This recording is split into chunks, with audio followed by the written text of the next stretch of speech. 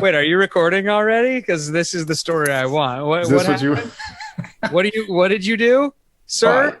I might do on camera right now, and for our recording and listening audience. So I went to the Randall Morris. It's the too hot to handle Randall Morris golf tournament. The former great tailback, for the Hawks. Yeah. And it's a great tournament, great cause. For a lot of youth. And there was just a trophy standing there, like it was the winner's trophy, and nobody. It's like everybody left, and the trophy was just standing there. I was like, yo, did they leave that behind? And so, of course, I just took it and took a selfie with it. May or may not have put it on social, but yeah, just another day, another trophy. Was that your caption? Yeah, no, but we came in third, I think, and I'm pretty sure the two groups ahead cheated. So I'm not afraid to keep that trophy if I have to. Wait a second. Oh my gosh, I have to reset. First of all, you're admitting to theft. You're also claiming cheating by another team. You're claiming like that there's nefarious activities at the golf tournament here. Like this story is too hot to handle, man. Call the Seattle Times. I know. I'm gonna have to have a word with Randall because it was outrageous. Well, what? I mean, you won the last golf tournament you guys were in. What happened this time? Was Coach Tice not available anymore, or what happened? No, I do it. So my Coach Tight, he put me with some ringers, man. These guys, they were hitting 300-yard bombs. Wow. They didn't miss a fairway. And we were, 24 under or whatever it was. It was crazy, right? And then I go to this one, and they're like, hey, we're counting on you to make it happen. And I was like, whoa, bro, I'm not that guy. I'm here to have, raise some money, have a couple drinks, high fives. That's more my deal when I go to these things. So, because in the other two tournaments, we won two tournaments. The one with Tice, and then came back, and what was the other one? Alonzo Mitz. He put me with a good group. So that's all I ask. Just put me with a good group, Yeah. It's not fun when you show up to the golf tournament and the other three people look at you like you're the stud. That's what happens to me. Not that they would think that or anything. It's just that they're like waiting for someone who knows golf finally to show up. And then I show up and I'm like, it's not me, fellas. And then I'm also going, oh, it's going to be a long day. One tournament, and I'll let you know this. I forget which one it was that we did this year. We started off with 4 bogeys. Then I was like, fellas, I don't know if I've ever been in a scramble where we've had, more than one bogey, never mind started with 4 straight. Right. So, and it was one of those days where it was like 100 degrees out for 3 straight days. So, of course, we're going to blame the heat. But, we didn't even finish the round. They were like, you know what? It's just kind of hot. It's too hot. Let's just call it after 9. Get out of here. And so I had to jump into like Locklear and somebody else's group, Sean Locklear and somebody else. They were like, they braved it, man. They're like, yo, we're going. We're at hole 12. There's only 7 or 6 to go. They're like, we're going for it. And I was like, all right, I'm jumping in. Man, yeah. The other guys were like, I'll see you at the 19th hole. And we won that one, but unfortunately I wasn't a real part of their team, so I didn't get to partake in the celebrations. Dude, these golf tournaments sound insane. They are. I love it. Hey, you ready to do the show? Talk some Seahawks week 1? Oh, can't wait. All right. Hit the theme song. Let's get this crowd going now. Come on, get him up, get him up, get him up. On 3. 1, 2, 3. Oh. Lofa to Tupu is up in the mix. Go Hawks. I'm just about that action, boss. Takes the snap. He's going to throw down the middle. What a catch. It's intercepted by Lofa to Tupu. Holy catfish. Hey, that's great football now. It's going to work now. Keep playing. Who's got my back? I got your back. That's Lofa. My player. Trouble plant. Thunder. On 1, ready. Play. Russell looking. Russell scrambling. Pump faking. Still looking. Now he spins out. We got to fly, baby. 35-40. Down the far sideline. He's still moving. He's going to go. Yes. 20. 10. They do it again. Touchdown. Touchdown. Touchdown. Seahawks. It's the Seahawks podcast on the Bleav Sports Network. Thanks for tuning in. I'm Seahawks superfan Brett Davern, and he is Seahawks legend Lofa to Tupu.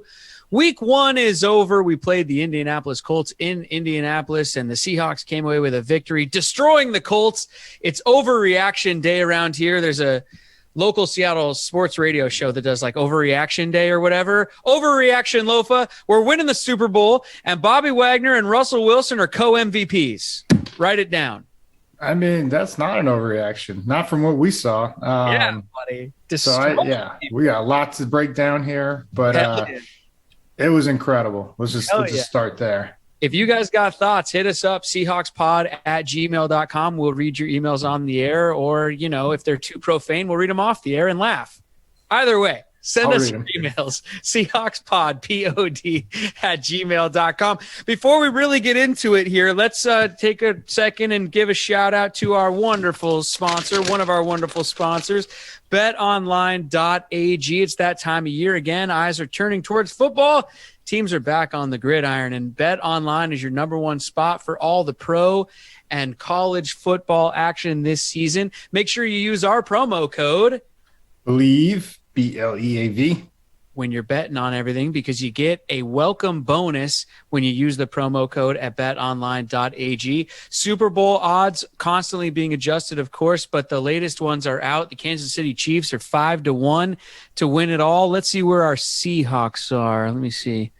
Quickly scanning the list here. The Seahawks right now, currently as we're recording, 18-1 to win the Super Bowl. So get over to betonline.ag, lay some wagers down, use our promo code Bleav. BetOnline is the fastest and easiest way to bet on all your favorite sports. BetOnline, your online sports book experts. Well, like I said, Lofa, I mean, hey man, week 1, Seahawks win 28-16. They did a lot better than my 12-8 prediction. What was mine? I think you said 24-21 or 24 or 21-17 or 24-17, something like that. So you were definitely a little bit closer. But hey, general thoughts on the game? I mean, they obliterated the Colts, man. I'm for all my nervousness going into the game, what was I worried about? No, I hear you. Everybody's worried, especially opening the first week of the season on the road. Yeah. We've traveled well in the past recently under Pete and John, but we didn't see any of our starters all preseason.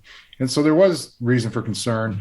And, but they put that to rest, and it was just one of the most complete performances as a team that I think we've ever seen in the early goings of a season. Yeah, especially for week 1. I mean, I was texting you. I was like, what am I going to complain about on the show? Well, usually there's some miscues, right? Whether it's penalties or other things that just keep the game too close. But that final score was not, indicative of what went down. It was a thrashing of sorts. The commentators even mentioned it in like the second half. Like the Colts, they kind of, I don't know, their shoulders are kind of down. They look dejected. They're kind of walking around, no energy.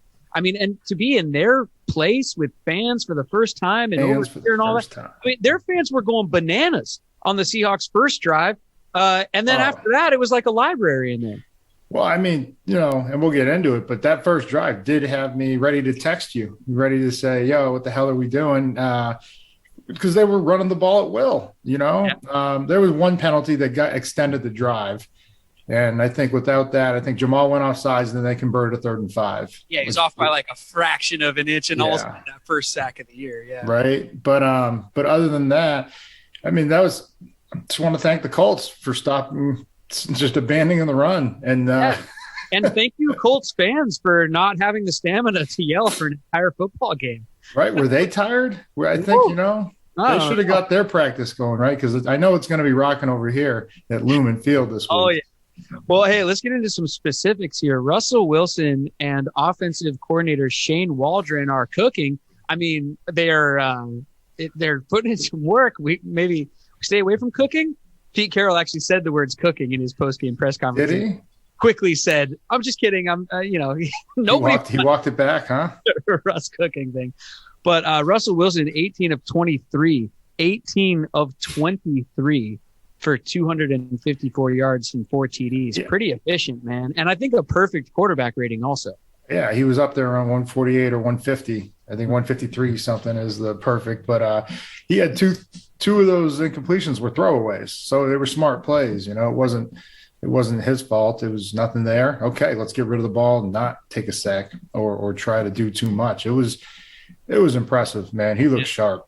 Yeah. Well, was it more about Russell Wilson and the new Seahawks offense, or was it more about Indy just not covering anybody? Why was he able to just – it seemed like Russell was just able to do pretty much whatever he wanted to do. Yeah, I mean, we saw some, cool new plays, actually handing off the fly sweep, and, making them think like, okay, it could be a fly sweep or it could be the zone run to Carson. So now when you have to like really break down and play those honest, you're going to get a lot of, isolation or one-on-one plays where there's going to be one guy to make the tackle. And so I think that opens up a lot of the play action for Russ. And but he really made things happen too, especially on some of those throws. That first touchdown to Lockett. His first completion of the game, by the way. Yeah. First completion of the game. I mean, hello, Seahawk fans. A beautiful – and just Tyler Lockett doing Tyler Lockett things. No, I mean, I think the reason he's so underrated is because for a lot of other guys, they'd get celebrated for that catch. But for us, we're like, oh, that's just what Lockett – that's a routine catch. We've seen him do it in the back of the end zone against Arizona. You pull up the I think that's Arizona. That might have been the one, yeah. Yeah, I mean, in that game, he had 4. He had two one-handed, with Patrick Peterson draped all over him. And then that one across the end zone, the one in the back of the end zone against the Rams where he kept his toes in and fully extended his hips. It's just like, dude, there's not a lot of guys that can make those catches. Like even the best, the ones that get all the credit because they have all the yards and the receptions. But he looked over his left because that's where he felt like it was going to be. Russ threw it over the right because the safety was closing. He didn't even turn his head. He just looked back. And to locate the ball and catch it, not even bobble it. Most guys bobble it when they go to the ground. I mean, you can't say enough about this kid. And then I don't know. I was just going to say, like, I mean, for anyone out there, like, go just like try walking and just straight up in the air and then flipping your head around and catching something over your shoulder like that, let alone running and keeping in mind the back of the end zone. Back of the end zone. Just an incredible play. Yeah. And then he turned the burners on for the 65 or the 70 yard or whatever that was. That was incredible. Yeah, man. Russell Wilson, it's the 11th time in his career that he's had 4 touchdowns and no interceptions. That's now an NFL record. He was tied with all the big guys, Tom Brady and Aaron Rodgers alike. But now Russell stands alone as having the most 4 touchdown games with no interceptions in the league. And then also Tyler Lockett, that 69-yard touchdown catch was the second longest of his career and his 15th touchdown over 40 yards in his career. So those two picking up where they left off. If we want to, nitpick, if we want to be like, it could have been better. The only other thing I saw, if Russell hits, he just barely underthrew that wheel route that Lockett tried to come. Yeah. If he puts that out in front, because Lockett was, had to slow down for it, that's 3 touchdowns. And that was another 50 or 60 yarder for Lockett. I mean, it was. Yeah. So if you want to have something to really get upset about, I mean, I guess that's it. The one missed touchdown. Seahawks offense, man, this is the story, right? I mean, a large part of the story, 7.2 yards per play. And like I said, not only Russell seeming like he was doing anything he wants, but new offensive coordinator Shane Waldron pretty much looking like he could call anything he wants. And I just have to ask you again, like, was this – how much can we how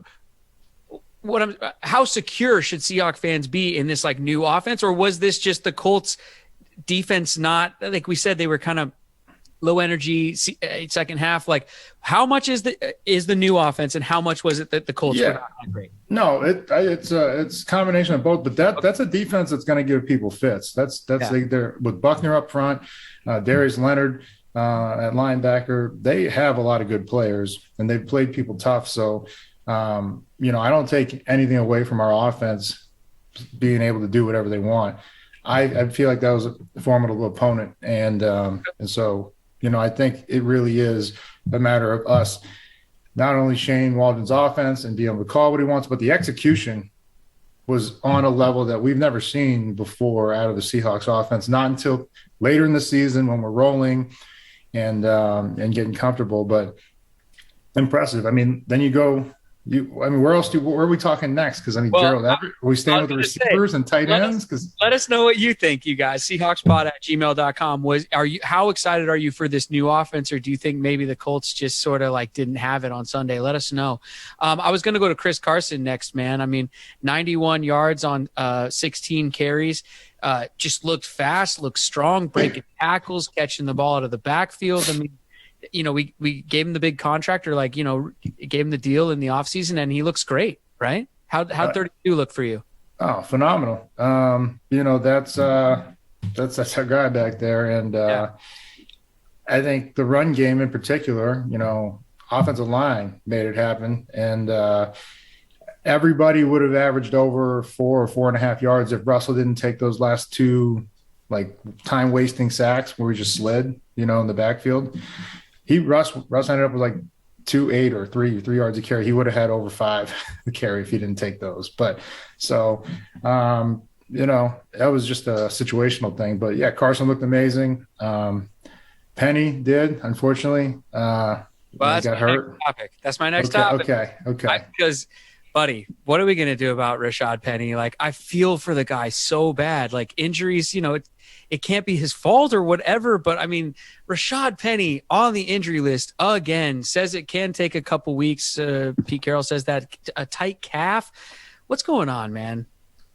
Man, you feel for the kid because, every year he keeps coming in and they say, oh, this is the best he's ever looked. This is the fastest he's ever looked.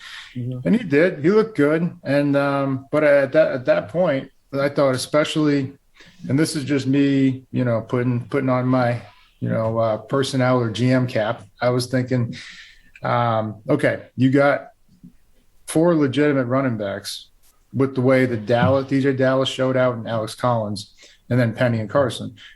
When Baltimore, who we watched last night, lost all 3 of their starting running backs, I was worried that Collins was going to be moved, but I thought that was a chance where maybe Penny, could have been moved. Mm-hmm. Love the kid. Maybe a change of scenery would do better for him.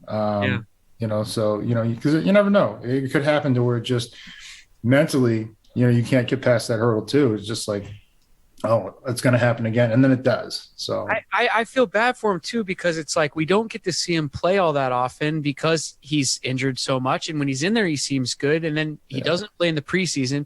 And as a Seahawks fan, we watch Alex Collins out there just quick and making moves and making people miss and running over people when he has to and catching the ball in the backfield. And then you look up on Sunday and he's inactive, but Rashaad's active. And then all of a sudden he's got the tight calf and now he's out for a few weeks. So I just think, when are we going to just, put Collins in there or someone else and kind of and have to move on? Because it's like this back and forth thing. It's just, I don't know, man.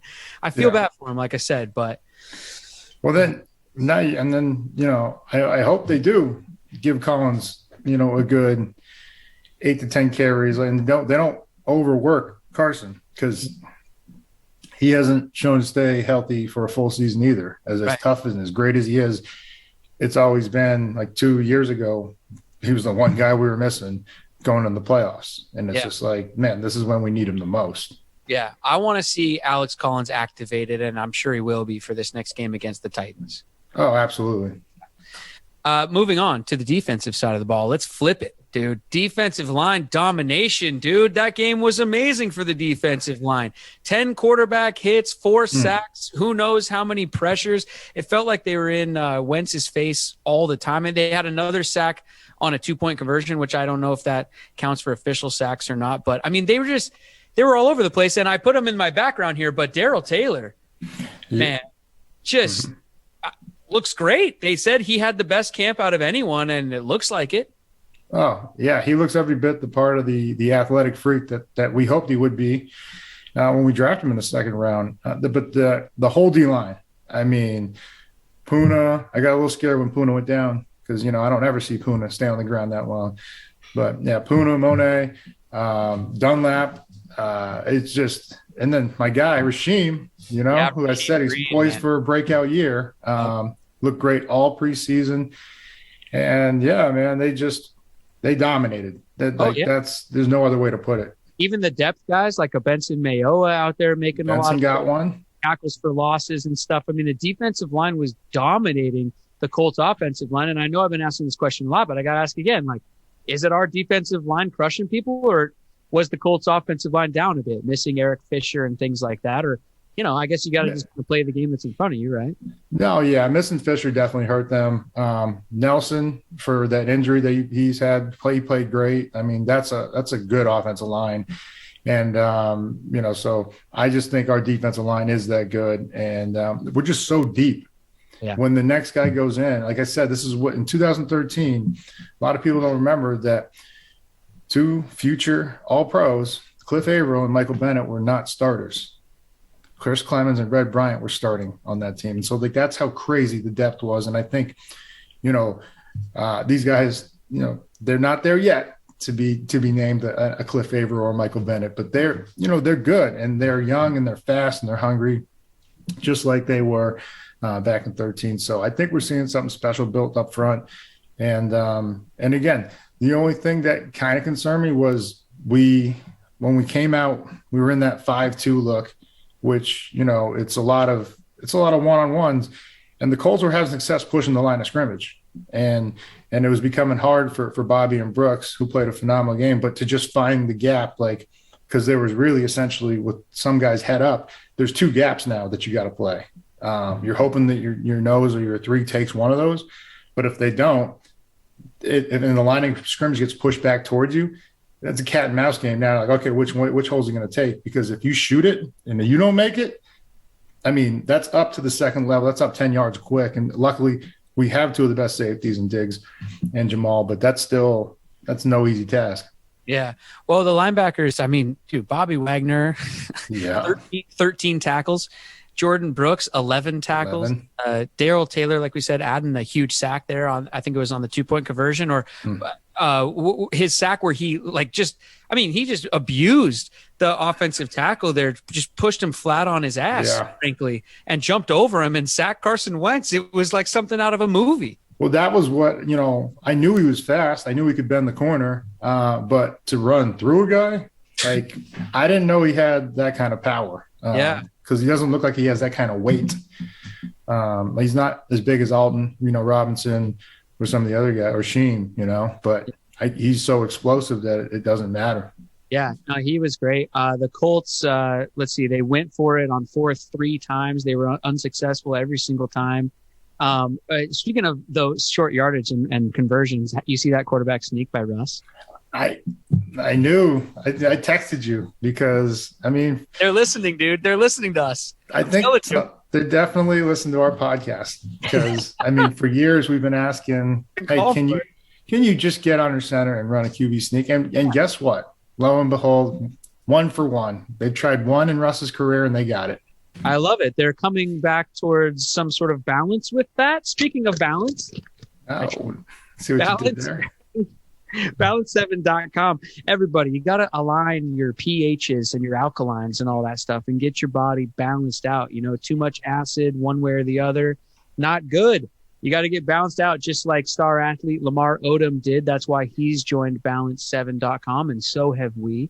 When you use our promo code Bleav, BLEAV, you get $10 off your first 32-ounce bottle at Balance7.com. Again, that's Balance7. Use the promo code Bleav at checkout, BLEAV. If it worked for Lamar and us, it can work for you too. Balance7.com.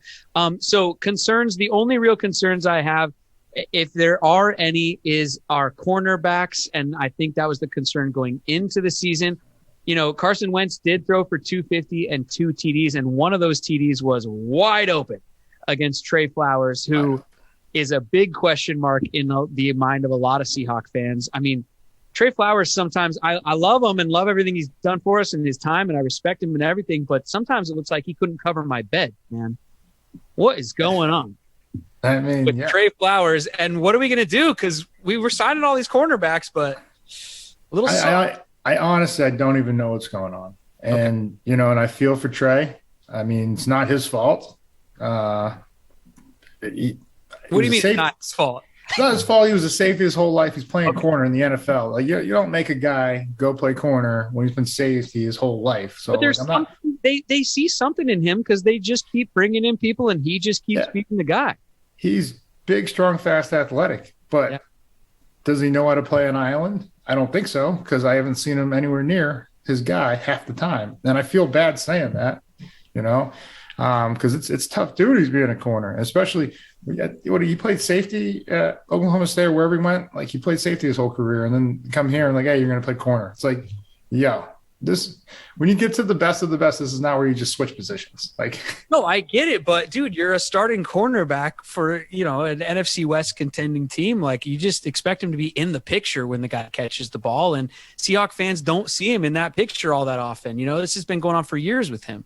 So, I mean, what do you think the answer is? Sidney Jones or? Well, yeah, I don't know why, because Sidney Jones played all through preseason, right, with Jacksonville or wherever he just came from. So why isn't he out there? Yeah. I wanted to know that. Yeah. And DJ Reed too. I mean, playing off a little bit though. I don't know. I want to see our corners like really getting into it and getting physical. Yeah. I'll tell you this though. That kid, Mike Strong, I think his name is, that receiver. He made some phenomenal catches. DJ Reed was all over him. And I thought it was either a pass breakup or maybe even pass interference. That's how tight the coverage was.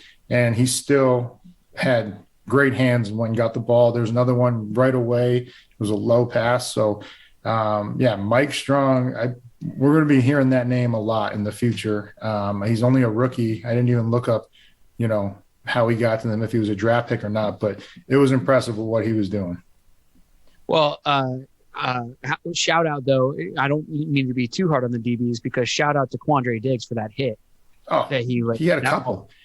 Bringing the – I mean, yeah, but that one, though. That guy, he caught it wide open, and then you see Quandre coming, and I was like – yeah, the deep over. Yeah. Woo. About the smoke on that one.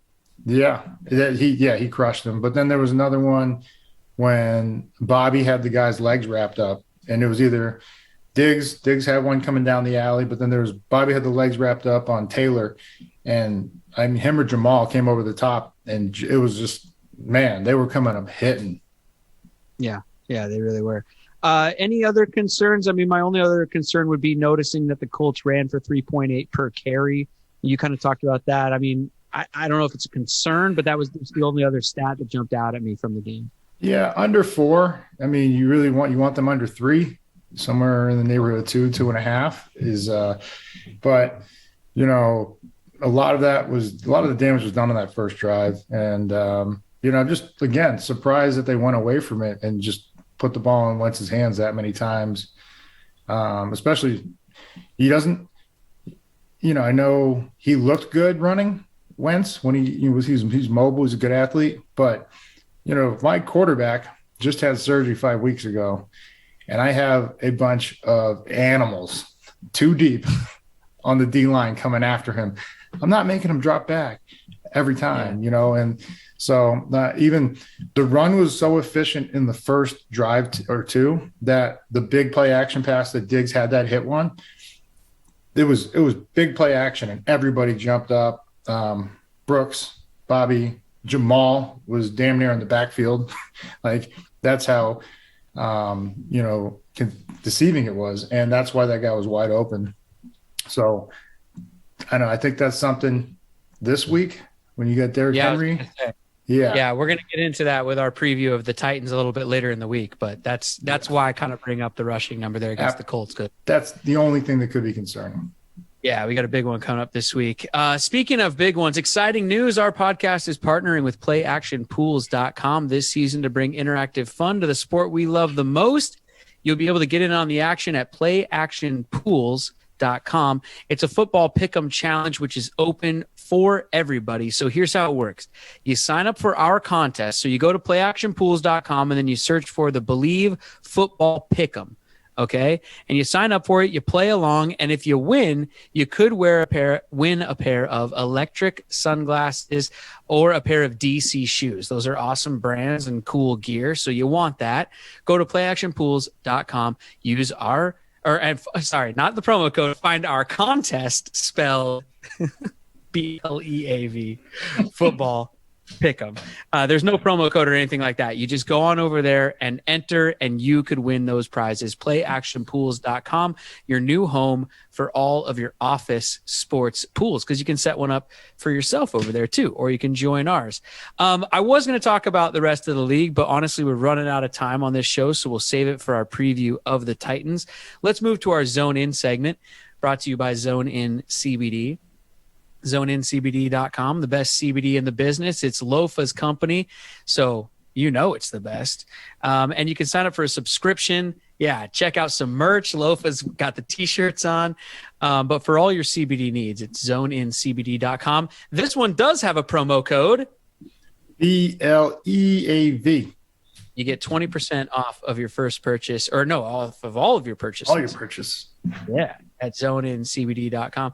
Lofa, I want to give you a little bit of time here to talk about Sam Cunningham. I know, family member of yours, right? Close family friend, I know. And he passed away at 71. I didn't really know much about him. I'm just going to admit my own ignorance, but in looking him up and after seeing your post, I mean, guy's an absolute legend, helped to integrate college football and all that. And I know you want to talk about him a little bit. So go ahead, man. Let's zone in. Yeah, man. The picture, Sam Bam. Family friend, father figure, uncle, brother, former Trojan. He's everything to me and my family. Despite, all the legendary stuff he did on the field, I mean, it was how much he cared for people off the field that really impacted me. He was the only person I knew when I went out to Los Angeles, when I went out to Southern Cal. My dad and my mom gave me his number. And did your dad play with him at USC or? No, he was so Sam left in 73. They won the title in 72. Sam left in 73, got drafted by the Patriots first round. And my dad came in 74. They won the national championship and then left in 78, got drafted to the Patriots in the 8th round. So they played together for 5 years in New England till I think 82 when Bam retired. And, Bam was the when he retired, all-time leading rusher for the Patriots, in their Hall of Fame. Just made an impact and, left an impression everywhere he went. And when my dad passed, Sam was always there for me. I have, the pictures I had up there. He was always there. The first game I ever played, he came down to Auburn and he gave the speech about when they played Bama back in the day and how it changed the culture of football in the South. Yeah. And then the next picture I had was we were at Oceanside. It was me, my dad, and Sam and Uncle Jack, one of my dad's friends, and that's at the draft party when I got drafted. And so then the last picture I posted was the first game I coached down in LA, and he was there. So he was there for all my big moments, and even more importantly, he was there for all the dark and sad moments. Like I said, my dad passing, my career ending. He was there, texting me, calling me. So it's just a man that meant a lot, not just to me, but to a lot of people. And so this one hurts. And, Bam, I love you. And another thing, he connected a bunch of me and my former teammates that I had lost touch with because, as later people have families and everything. And, I get it. Man, and he put us on group text, just telling me, he's like, hey, so-and-so, needs a call, needs a text, needs to know that someone cares. And just, we all need that. And I mean, that's just who Bam was. He was the glue everywhere he went. Everybody wanted to be him. They were attracted to him just because of his energy was so good. And it's a sad day, man. Lost a real one for sure, man. Oh my God. One of the greatest of all time. Yeah. Just an absolute legend. So thanks for sharing all that, man. Really. Yeah. Thank you for giving me the time to say that. Of course, absolutely. I'll let you listen. You got to be a real legend for me to let a USC Trojan onto here. No, I'm just kidding. No, I'm just joking around. All right, let's wrap this thing up, okay? Let's do it. We're breaking it down to Sam Bam on 3. Oh hell yeah! All right, cool. That's out. Wait, hold on.